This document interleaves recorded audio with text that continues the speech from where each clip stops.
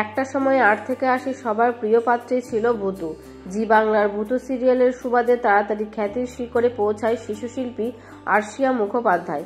কিন্তু এখন সে আর ছোট্টটি নেই। 3 বছরেরও বেশি সময় ধরে ছোট পর্দা থেকে গায়েব ছিল আরশিয়া।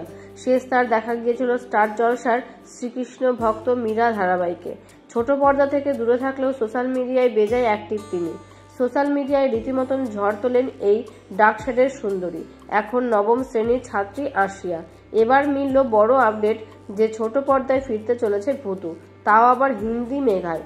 কলকাতার এক নামী প্রযোজনা সংস্থা হিন্দিতে সিরিয়াল তৈরি করছেন। সিরিয়াল হিন্দিতে হলেও শুটিং হবে কলকাতাতেই। নভেম্বরেই নাকি শুটিং শুরু হয়ে গিয়েছে।